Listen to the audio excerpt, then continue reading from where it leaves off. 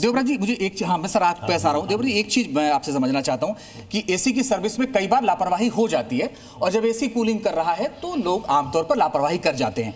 अब ये बताइए कि 6 महीने या साल भर में कितनी बार सर्विस करानी चाहिए? क्या ये यहाँ धूल जमने के चांसेस होते हैं जो नुकसान करते हैं सर, जिसमें ब्लास्ट? बिल्कुल, एसी की सर्विस सर 600 घंटे चलने के बाद होनी चाहिए। अगर आपका एसी 10 घंटे पर डे चलता है तो 2 महीने में सर्विस होनी चाहिए।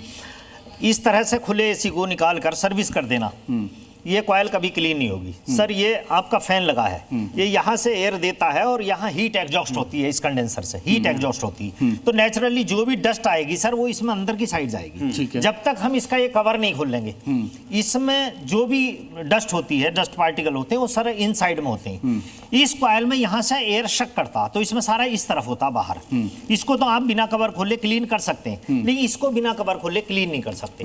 आजकल मैकेनिक जो 250-300 रुपए में, 400 रुपए में सर्विस कर रहे हैं, वो क्या करेंगे? इसे निकाला, बाहर से धोया, चमका गया, फिर लगा दिया सर। आपको कभी बिल्कुल नहीं पता, इसे बिल्कुल कवर को खोले बगैर पता ही नहीं चलेगा कि इसने जो एग्जॉस्ट करी एयर फैन ने, वो उसके साथ जो गंदगी गई वो सारी इस कॉइल पे इनसाइड में लगी सर। ओके। जो आपका इसी में जो आपका ये स्प्लिट एसी है सर, इसमें वो वही डस्ट बाहर की साइड से होती, क्योंकि एयर एग्जॉस्ट, हीट एग्जॉस्ट इधर से हो रही, तो शकिंग कहां से हो रही? यहाँ से। तो जो भी डस्ट पार्टिकल आएंगे इस कॉइल में यहाँ लगेंगे। तो इसको क्लीन करने के लिए इसको भी, हालांकि यहाँ अगर डस्ट है इधर से अंदर की इनर साइड से अगर हम प्रेशर नहीं देंगे तो ये भी पानी का, तो ये भी क्लीन नहीं होगा। अच्छा, कॉइल में दोनों तरफ से प्रेशर देना। रोशन जी, देवव्रत सर ने एक बात कही, उन्होंने कहा कि आमतौर पर एक एसी लगभग 10 घंटे चलता है, औसतन की बात उन्होंने एक आंकड़ा दिया। मगर बहुत सारे लोग 23 घंटे भी चलाते हैं, 22 घंटे भी, जिसका वर्क फ्रॉम होम है, जो घर पे हैं वो चलाते हैं, तो क्या उससे किस तरह का खतरा होता है एसी को? सर जैसे कि बताया कि उन्होंने, अगर कंप्रेसर फिर उस कंडीशन में रेगुलर चलेगा कंप्रेसर, फिर वो चांसेस ज़्यादा हो जाते हैं थोड़ा सा, कंप्रेसर जो ब्लास्ट और वो सारी चीज़ें हो रही हैं। और एक चीज़ है कि इसमें जो ब्लास्ट और ये सारी चीज़ें हम लोग देख रहे हैं, न्यूज़ और सारी हमारी तरफ घटनाएं जो आ रही हैं, ये कहानी डे 1 से शुरू होती है सर। ऐसा नहीं है कि आपने एसी लगाया 5 साल बाद वो ब्लास्ट हो रहा और वो सारी चीज़ें हो रही हैं। ये होती है डे 1 से। पहले दिन जब आपने एसी इंस्टॉल करवा रहे हैं, आपको उसी दिन ध्यान रखना हो, जो भी यूज़र है, जो भी कस्टमर है, उनको ध्यान रखना है कि जो भी हमारा आउटडोर यूनिट लग रहा है वो कहीं ऐसी जगह पे लगे जहाँ पे डायरेक्टली सनलाइट ना आ रहा हो, है ना। और उसके बाद जो उसमें वायर लग रही है वो अच्छी क्वालिटी का वायर लग रही हो, है ना। जो भी उसके इंसुलेशन लग रहे हैं वो इंसुलेशन अच्छी क्वालिटी के लग रहे हो।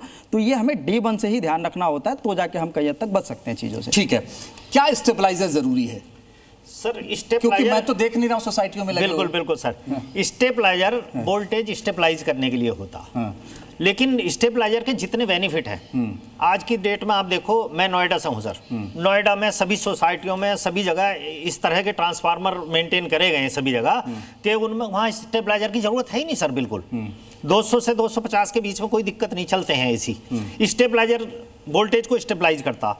अगर स्टेबलाइजर किसी वजह से उसका कार्ड फेल हो जाए, ऑटोमेटिक सिस्टम फेल हो जाए, तो अगर आपकी 220 आ रही है और 300 वोल्ट देगा, वो आपको 280 या 300 वोल्ट देगा, उस समय पे क्या होगा?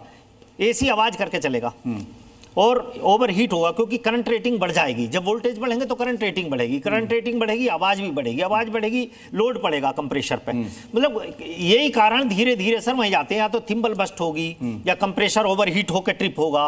अगर वो ओवर हीट होकर ट्रिप नहीं हुआ तो ब्लास्ट हो सकता। बिल्कुल, तो बहुत सारे कारण उसकी वजह से। तो स्टेबलाइजर के, अच्छा स्टेबलाइजर लगाते हैं सर, स्टेबलाइजर को देखना होता है, इनपुट कितने आ रहे हैं, आउटपुट ठीक दे रहा है। मीटर खराब हो जाते हैं लोगों के, लगे रह जाते हैं कितना आउटपुट दे रहा।